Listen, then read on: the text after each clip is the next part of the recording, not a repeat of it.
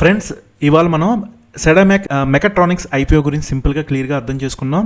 చాలామంది investors ఐపీఓలో interest చూపిస్తున్నారు, కానీ ప్రతి ఐపీఓలో బ్లైండ్గా అప్లై చేయడం అనేది కరెక్ట్ కాదు ఫ్రెండ్స్.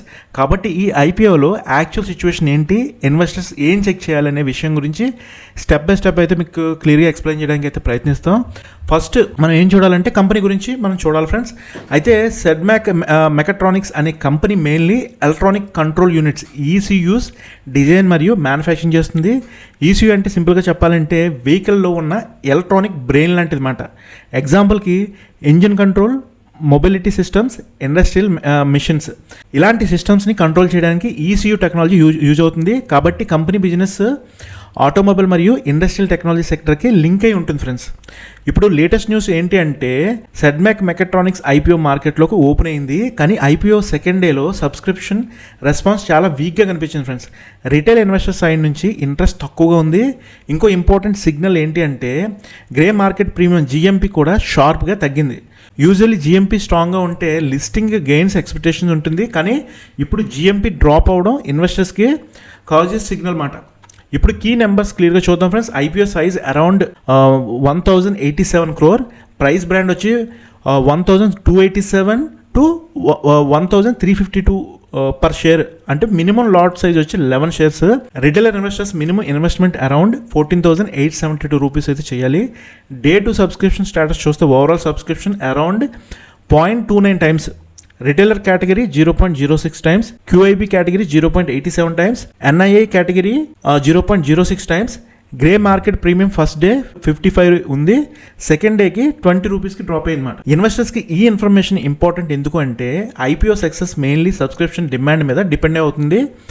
ఐపీఓలో స్ట్రాంగ్ డిమాండ్ ఉంటే లిస్టింగ్ టైంలో ప్రైస్ పాజిటివ్గా మూవ్ అవడానికి అయితే ఎక్కువ అవకాశాలు ఉన్నాయి. కానీ ఇప్పుడు లో సబ్స్క్రిప్షన్ మరియు జిఎంపీ డ్రాప్ ఇండికేట్ చేస్తున్నాయి ఇన్వెస్టర్స్ కాజెస్గా ఉన్నారని చెప్పి. Brokerage firm SBI securities recommendation ఏంటి అంటే short term listing gains chances తక్కువ, కానీ లాంగ్ టర్మ్ పర్స్పెక్టివ్లో సబ్స్క్రైబ్ చేయొచ్చు అని చెప్పి సజెషన్ అయితే ఇవ్వడం జరిగింది. అంటే ఇన్వెస్టర్స్ క్విక్ లిస్టింగ్ ప్రాఫిట్ కోసం అప్లై చేస్తే రిస్క్ ఉంటుంది.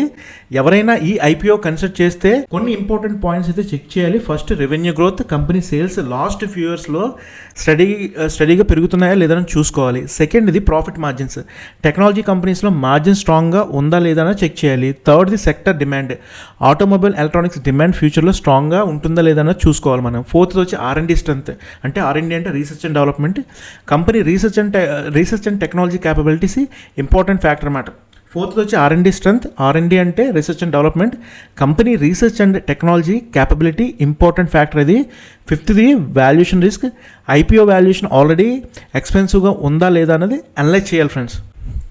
సో ఇవన్నీ అనలైజ్ చేసిన తర్వాతే దాని ప్రకారం మనం డెసిషన్ అనేది తీసుకోవాలి. ఇంకా సింపుల్గా చెప్పాలంటే ఫ్రెండ్స్, ప్రతి ఐపీఓలో లిస్టింగ్ గెయిన్ గ్యారంటీ కాదు ఫ్రెండ్స్. కొన్ని ఐపీఓ స్ట్రాంగ్ డిమాండ్ వల్ల ర్యాలీ అవ్వచ్చు, కొన్ని ఐపీఓ స్లో రెస్పాన్స్ వల్ల వీక్ లిస్టింగ్ కూడా ఇవ్వచ్చు. కాబట్టి ఇన్వెస్టర్స్కి బెస్ట్ అప్రోచ్ ఏంటి అంటే ఐపీఓ అప్లై చేయడానికి ముందు కంపెనీ బిజినెస్ వాల్యుయేషన్ మరియు డిమాండ్ సిచ్యువేషన్ క్లియర్గా అనలైజ్ చేయాలి. అప్పుడే మనం స్మార్ట్గా డెసిషన్ తీసుకోగలుగుతాం. సో ఏదైనా ఐపీఓ గురించి మీరు విన్నప్పుడు కానీ ఎవరైనా చెప్పినప్పుడు కానీ డైరెక్ట్గా బై చేయడం కానీ సెల్ చేయడం కానీ చేయకండి ఫ్రెండ్స్. ఏదైనా విన్నా కూడా దాని గురించి ఆ కంపెనీ గురించి క్లియర్గా తెలుసుకుని దాని ప్రకారం మీరు ఇన్వెస్ట్ చేయాలా లేదన్నా డెసిషన్ తీసుకోండి. బ్లైండ్గా ఒకరిని నమ్మడం లేదంటే ఏదైనా న్యూస్ చూడడం వల్ల మీరు డైరెక్ట్గా మీ హార్డ్ ఎర్న్ మనీని ఇన్వెస్ట్ చేయడం గుడ్ ప్రాక్టీస్ అయితే కాదు ఫ్రెండ్స్.